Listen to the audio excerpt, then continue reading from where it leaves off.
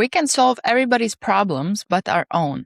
Not because we're bad at it. We're actually good. But for some reason, the second it is our problem, none of the advice gets used. That gap between how good is your advice for others and how bad you're actually taking it yourself is what this video is about. Why it happens and how you can actually start using your own advice. Giving advice isn't that hard when it's not your life that is on the line. When your friend is literally spiraling about their relationship or their career or other challenges that they might be facing, it's not that you were actually in the challenge yourself. You were not spending hours ruminating on it, not being able to get some sleep because of it. And on top of it, you're not the person living with the actual outcome of the situation or the decision. So in some ways, you kind of get to look at the situation from the side and be able to get like third person's perspective where it is emotionally detached from it. The second that is your problem, all of that distance disappears because now you are the one in it. You're feeling it. You're attached to the outcomes and how it's going to turn out. And that changes everything in how clearly you can think. And it's not because you're less aware or you don't really know the solution or you can't come up with good advice.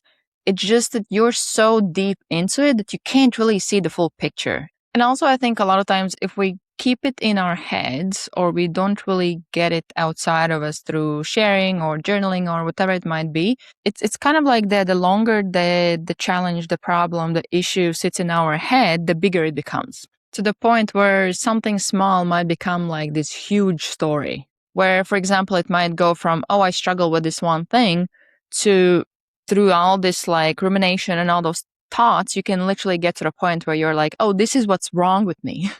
So you can come from like this one small issue challenge that you might be facing to this full on conclusion of like, what is the thing that is wrong with you, what you need to fix and all of those things. And once this challenge or issue becomes your focal point, you don't really focus on all the positives or all the good things about you. You focus on this one challenge that you have or this one area in which you're not happy with your life in, and you literally forget everything else that is going for you, everything else that is good.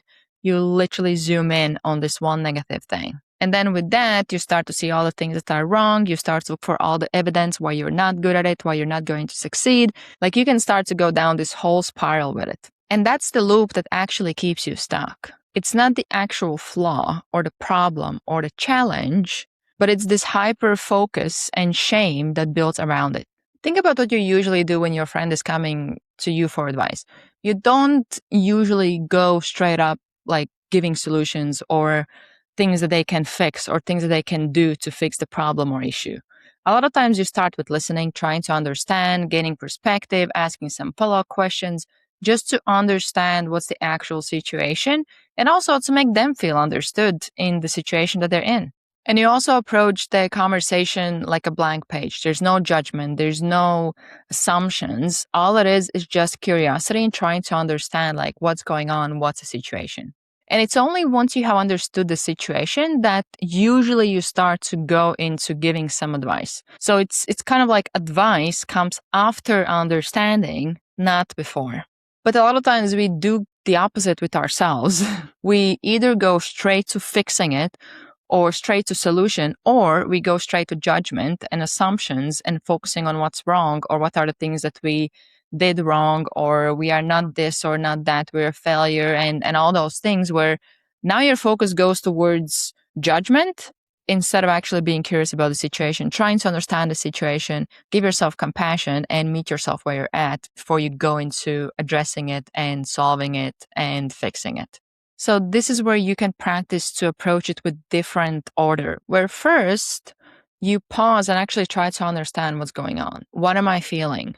And what is actually happening? No judgment, no negativity towards yourself. Just try to understand what's going on right now. Then you want to get it out of your head because the longer it stays in your head, the bigger it gets, the less perspective you have of it. You can say it out loud, you might share it with a friend, you might write it down, but you want to get it out of your head because once you get it out, you now start to create this distance between you and the problem. Because without it, you can't really see clearly what am I actually dealing with here.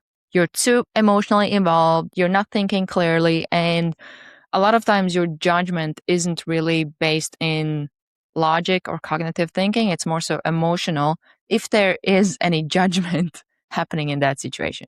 And also, you don't have to do this alone. It took me way too long to learn this, but not all the problems need to be resolved alone. And sometimes it actually is much more beneficial to talk it through with somebody who's a safe space for you, somebody that you trust, somebody who might have better perspective on the situation. Maybe they have more experience or they might be like few steps ahead of you, where not only can they make you feel understood, but they also can put things in perspective. And that can save you a lot of like frustration on trying to get perspective, try to understand the situation, where now you have somebody who can give you input that can just tell you how things are. And it doesn't mean that you always have to listen to every single advice. It's just you gather information, you gather ideas, you gather perspectives, and you gather insights that can now help you to see the picture a bit more clearly. And just as you can go and reach out for help from others, you can do the same thing with yourself. But you need to create a distance first from the situation so that you can actually give yourself that advice and you can have that kind of like third person view or perspective. And you giving yourself advice actually has some advantages because nobody knows you as well as you do. And nobody has as good of a perspective on the situation as you do, as long as you're not too emotionally involved in it and you have been able to separate yourself from the situation by taking a step back. Some of the things that can help is literally talking to yourself in a mirror. Journaling is a good one where you just either write yourself a letter from future self, or sometimes it helps when it's kind of like you write with both hands, where one of the hands is your like current self, and with like the left hand you answer from like your future or wiser self. That way you create this distance between the two yous. So it's kind of like you need to find what works for you. But I think more importantly, you need to start seeing yourself as somebody whose advice is worth listening to. Otherwise, all of this is not going to do anything. Because the advice has never been the problem. You have had it the whole time inside of you. The only thing missing was actually believing it enough to use it, just like you would with people that give advice to you.